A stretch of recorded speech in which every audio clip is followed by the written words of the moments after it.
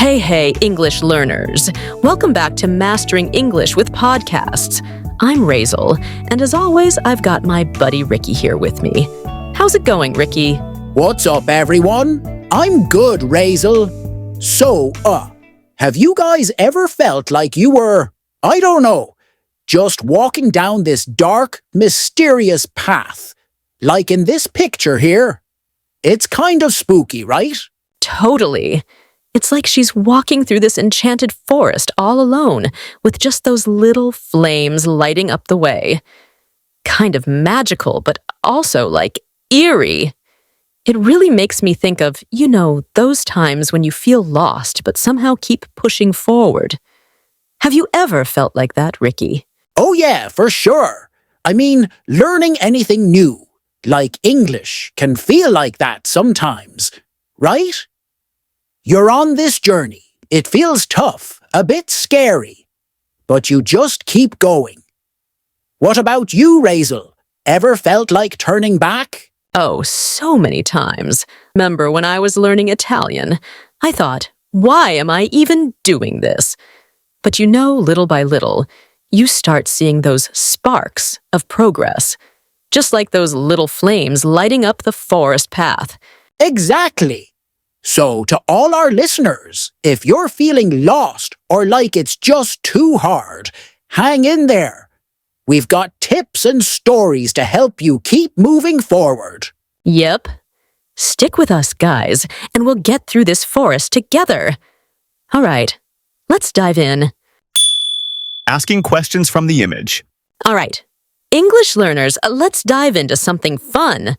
Let's look at this image and think of questions we can ask about it. Asking questions is a great way to improve your English, right? Absolutely, and questions don't have to be super complicated, They can be simple and still spark a good convo. So, Razel, what's the first question that comes to mind? Okay, let's start with, where is she going?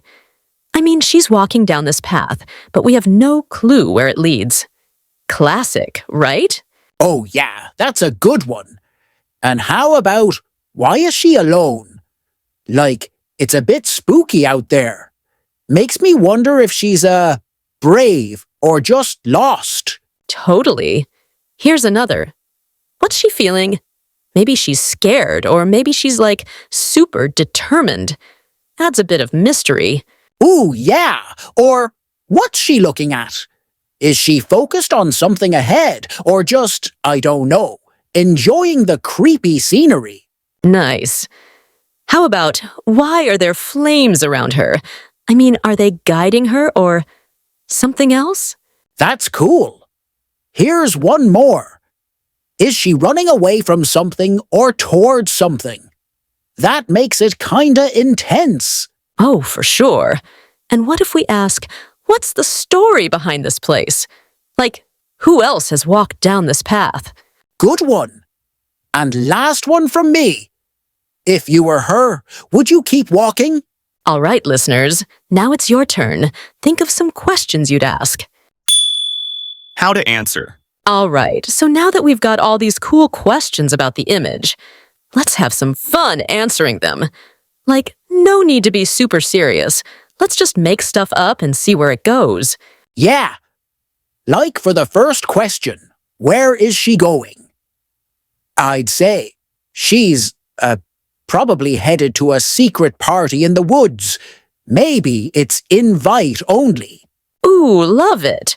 Or maybe she's on, a mission, she has to find something magical to save her town. Makes it sound like a movie. Totally. And for why is she alone? I'd say she's just that cool. Lone wolf vibes, right?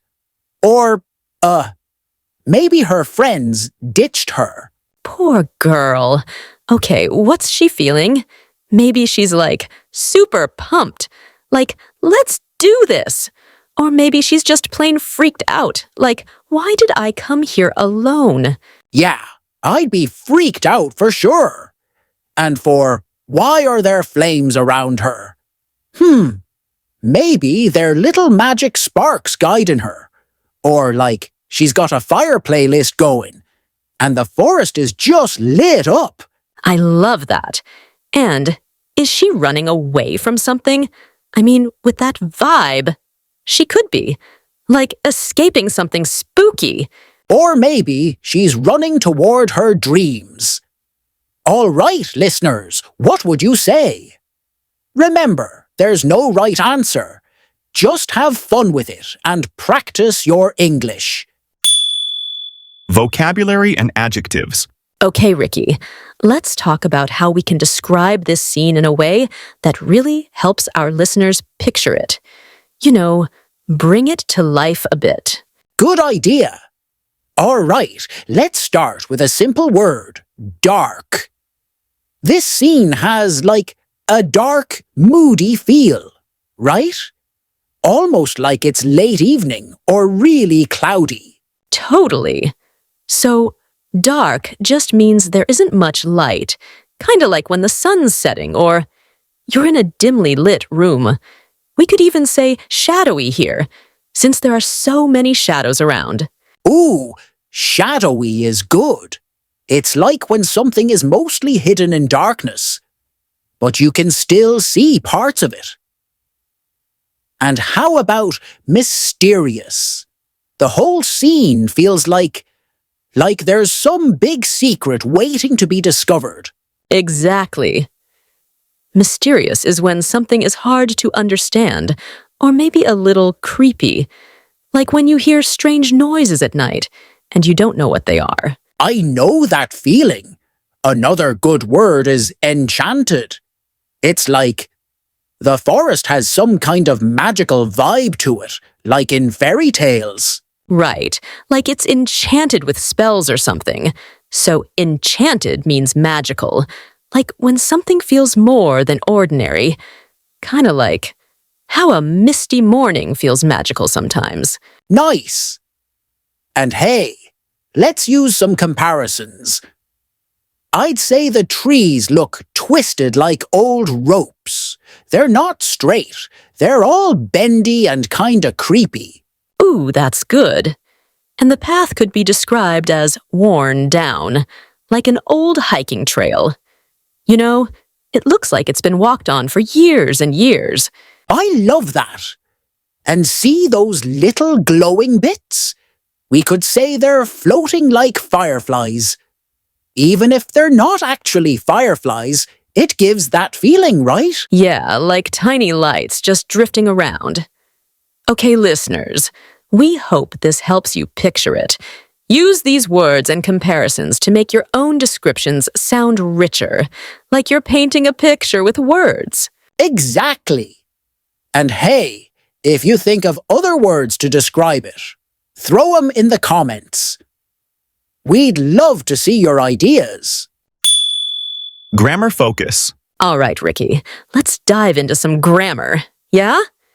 I mean, describing this spooky scene could actually teach us a lot. Absolutely. So, one of the basics we can focus on is using adjectives. You know, words that describe things. For example, we could say the dark forest or the misty path. Those words, dark and misty, they're adjectives. Exactly. And adjectives make things more, what's the word? Vivid. So instead of just saying forest, we say dark forest. And it totally changes the mood, right? Oh, for sure. And another thing that's useful here is prepositions. You know, words like in, on, behind. So if we say, the ghost is behind the trees, we're using a preposition to show where something is. Makes it all sound more interesting. Oh yeah, prepositions are sneaky little things that make a big difference. Like we could also say, the lantern is in the fog, or the shadow is under the branches.